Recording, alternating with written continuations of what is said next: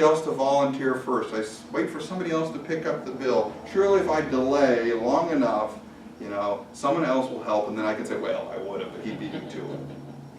When is a good time for compassion again? Right now.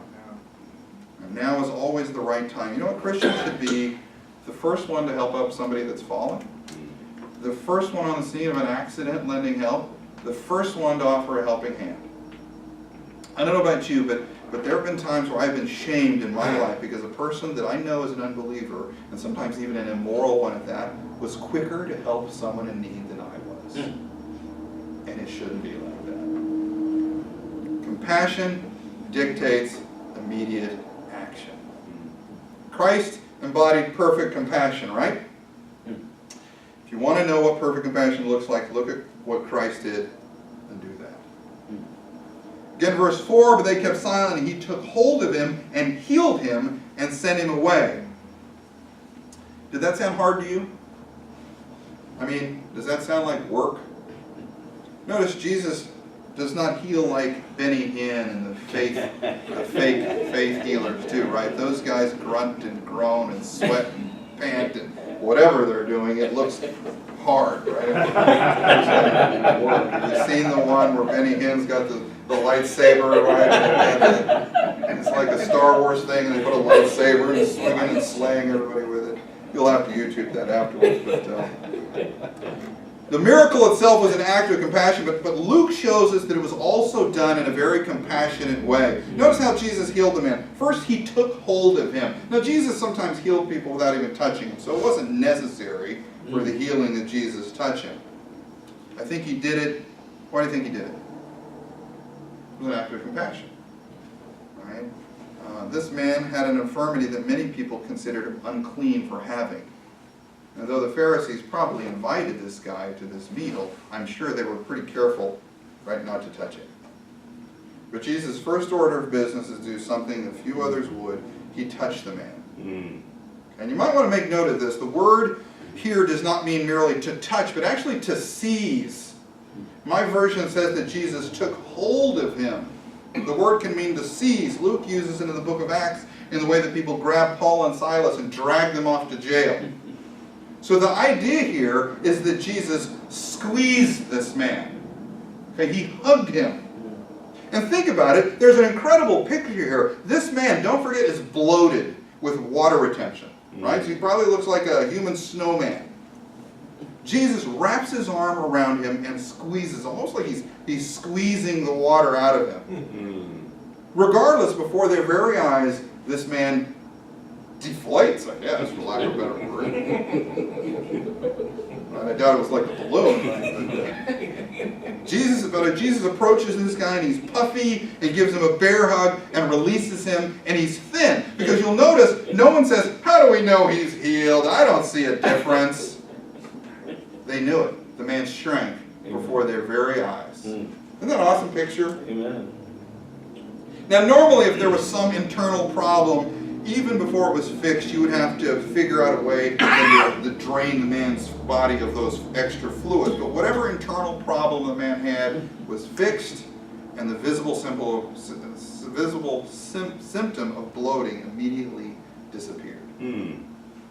And after that, Jesus sent him away, Luke says. Now, this could be translated, Jesus released him. In other words, he released him of his sickness. Or it could mean that Christ dismissed him from the house, and I think that's probably the case. Whether the man was planted there or not, his purpose in the place was over, so he could go home. Maybe Jesus wanted to spare him from the interrogation that the blind man had to endure after he was healed. And maybe this is a subtle rebuke if, in fact, the man was in on the trap. Regardless of the situation, Jesus shows great compassion on the man, because if the man himself is in on the gag, Jesus heals him anyway. And if he's just some poor guy being taken advantage of by these heartless men, then Jesus heals him and removes him from the place of potential further scorn. Now, to the eyes of the righteous, what Jesus did was a wondrous and marvelous thing. Okay, but to the legalist, it seems like with any situation in life, they ponder this question: what's wrong here? And doesn't that seem to be the attitude of the legalist? Wait. Everybody, don't just celebrate. A law may be broken here. We need to investigate. But Jesus heads them off at the pass. Because before they can yell, gotcha, Jesus has another question for them in verse 5. And he said to them, which one of you will have a son or an ox fall into a well and will not immediately pull him out on a Sabbath day? And this is number 3, another question. Compassion for self-interest only or compassion for everyone? I'll explain that phrase here in a minute here, but this is where Jesus springs the trap. And they get caught in their own net. Jesus asks them this question, and again, it's not a rhetorical question. It's a real question that they're supposed to answer. Which we'll see they have no answer for, at least not one that they want to give out loud. It was very simple logic. Simple question, a very obvious answer. In Palestine, there were a lot of open wells, and so people and animals were perpetually falling into them. Anybody remember baby Jessica? You guys remember baby Jessica in the 80s? She fell in the well, and the whole world stopped as they rescued her. Well, okay, they had baby Jessica all over the place there, okay? People and animals were falling into wells. Okay, so this is something they can definitely relate to. So Jesus asks, what if your son fell into a well on the Sabbath? Would you help him out? And the King James and the NIV say donkey instead of son, but the word here should be translated son. Would you help out your son even if it was the Sabbath? Or would you let him swim around down there all day? Right? Keep treading water, boy. I'll come back first thing in the morning. The answer is obvious. Who would be so heartless to just leave someone down in a well, Sabbath or not? Or even your ox, would you pull your animal out of a well?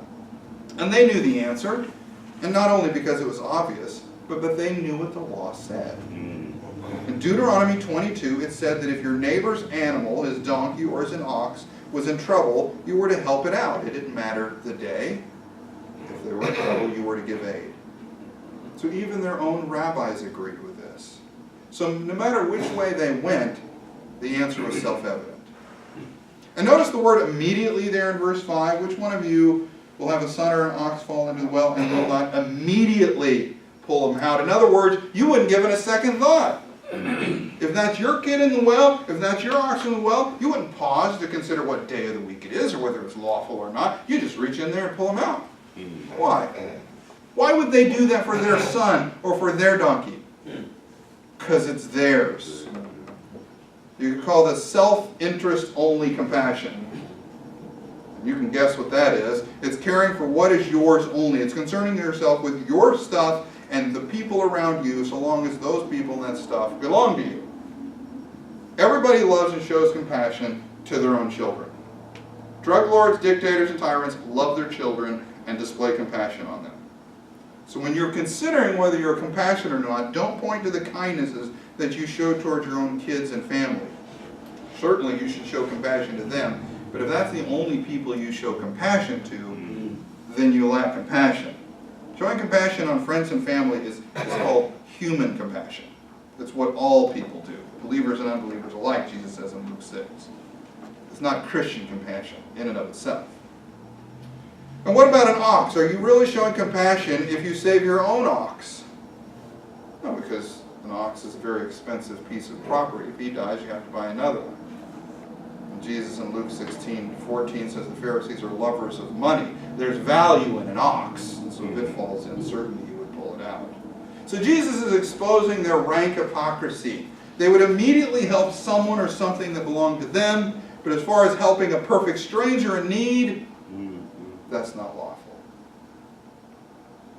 If it's mine, who cares about the rules? If it's you, if I don't benefit from the exchange, then I can use the law as an excuse to neglect compassion towards you. And that's what this comes down to. Okay, these people were not zealous for God's glory as they tried to make everybody think. This pseudo-piety, this facade of holiness was merely a cover for sin.